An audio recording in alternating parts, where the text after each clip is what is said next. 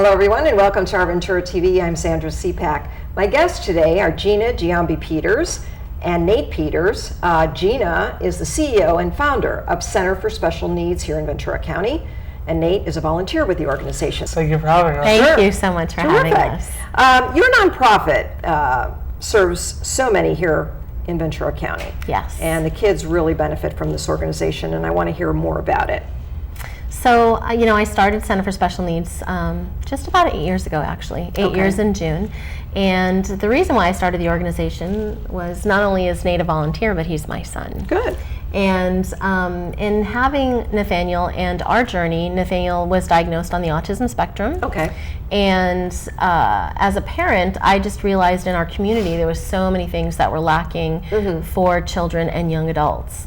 And so starting Center4SpecialNeeds, it started kind of small, where we started with resources and doing education for families. And then we started really looking at what type of services we could offer for families. That's so great. It's been growing ever since.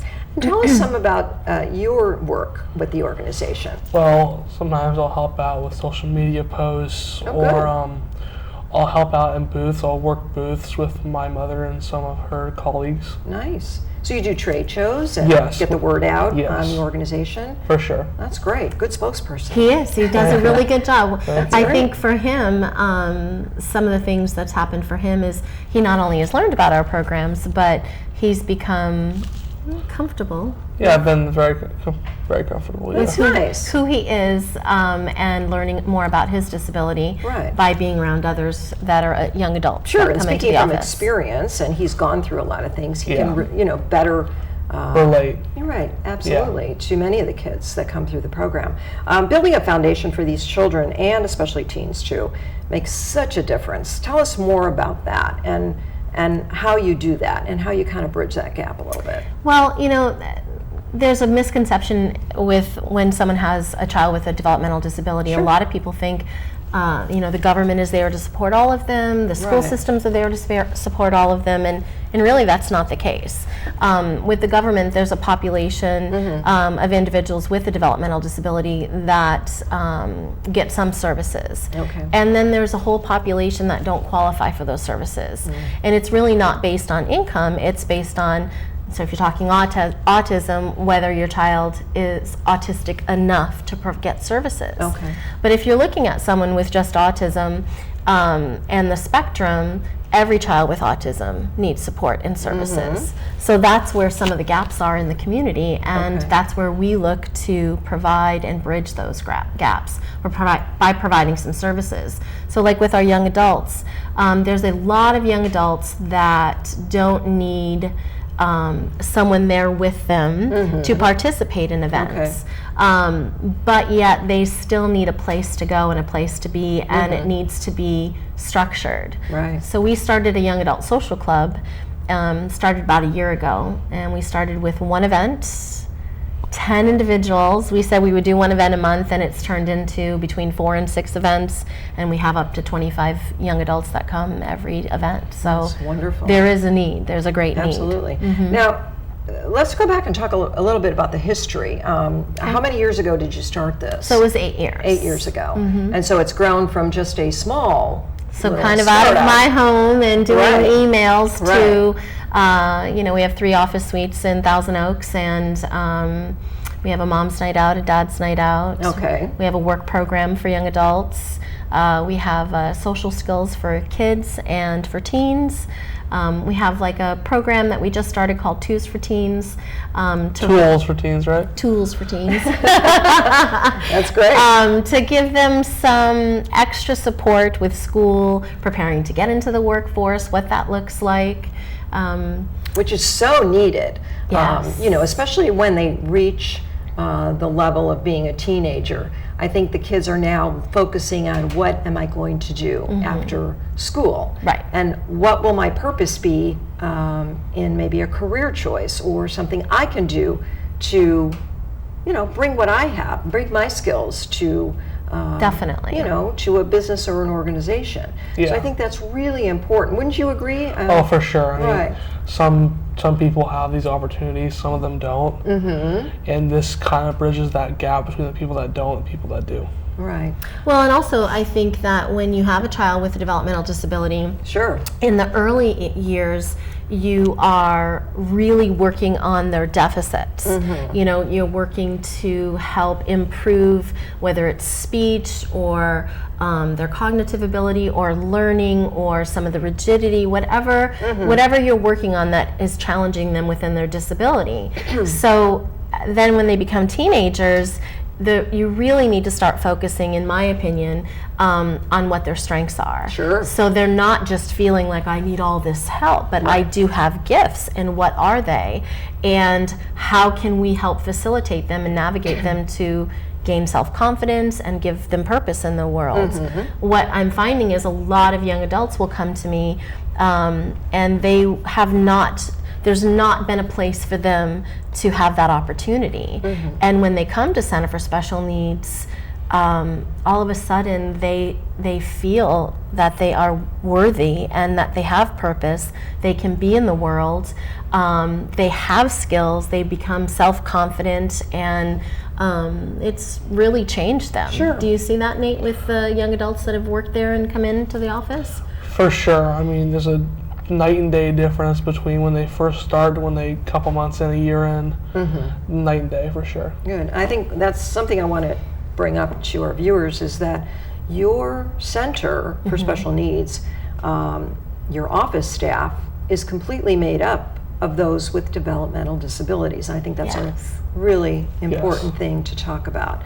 They really have an opportunity to work in an organization and be a working part of that. That's right. And I even had the great, chance to speak to one of them, and I had no idea until she actually told me that. Right. So I was very impressed. I thought that was extremely good of you to put that together for many of these kids to have that opportunity to work. Well, and I think when you had mentioned that, I had said to you that, I remember when she wouldn't even answer the phone or make phone calls, and that's just because of not that she didn't have the skill. Right. She didn't recognize she had the skill, but she didn't have the self-confidence. Right. So it's turned night and day. Our staff has learned so much about themselves, but because I have a son with a disability, I understand some of the challenges that they face. That's great. So I have the compassion and the understanding and the training to work with them. But it really, Center for Special Needs really does provide that opportunity, and it's changed many lives. And it's not just the individual, it's the family. Because most of them, even though most of the individuals that participate in our programs, they live at home. And so it affects the family dynamics, and they see the change in their children and their adult children, and that also impacts the greater community, because then they have that foundation now and that platform of, I can participate in the world. I do have value. Right. Well, as you said, the confidence building is just incredible. That's what really makes it. And being a part of this organization and nurturing these children through their younger years all the way through their teenage years has made such a difference for many of them. It has. And I'm very proud of that. Yeah, and that's something that I think will make a big difference. Are these programs all free? Or so we try to keep them low cost. What is the funding, and how is it all put together? Well, it's our greatest need is funding. Okay. So we are, always needing corporate sponsors, donors, people to sponsor programs for us. Okay. Offer grant opportunities through foundations, and so when we do have sponsors for specific programs, like our Young Adult Social Club. We have Art Trek and Autism Society of America. They participate in sponsoring some of our programs, the Ventura County Autism Society.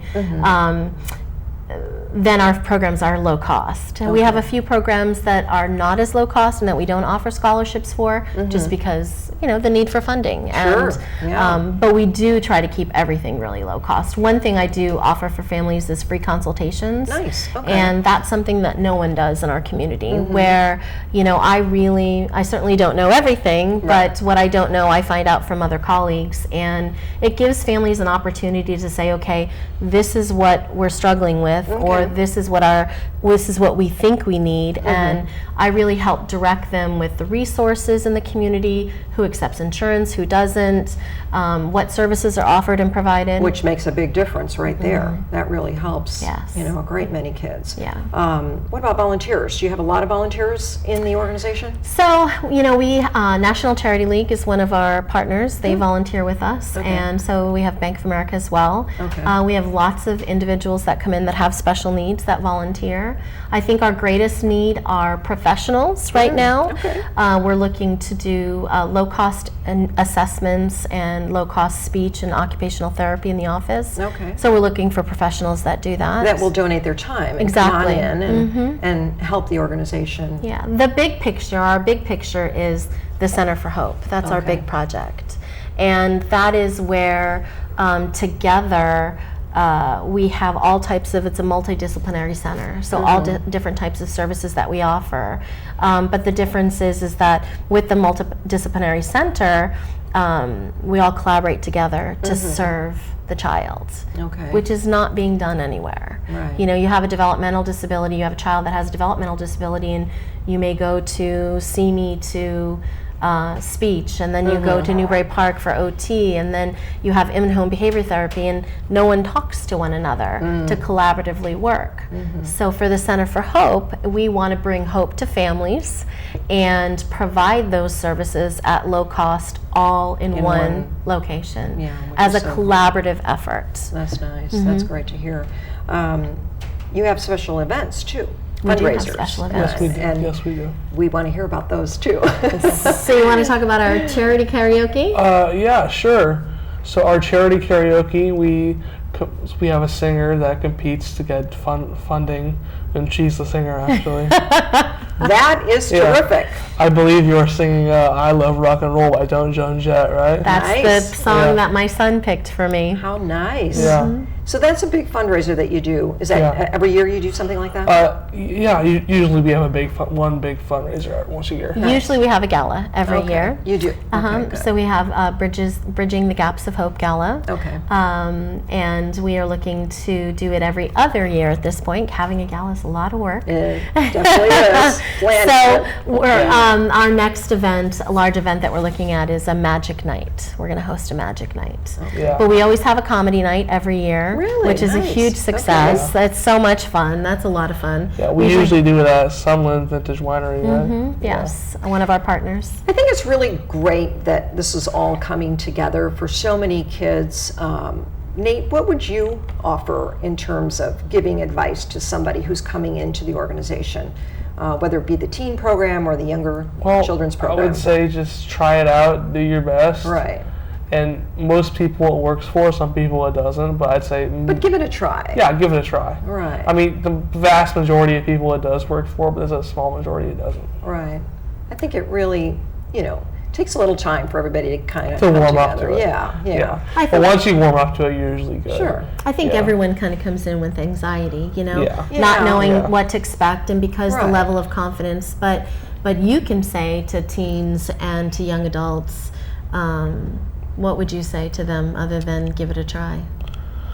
I would say just, I don't know, maybe give it a try and Stick with it. Stick with it. Yeah, stick with it. Absolutely. Thank you. That's what I was looking for. Right. Stick with it. Give it a chance, and you're going to go places. Definitely. You're going to go a lot of places. Because we see the changes. Sure.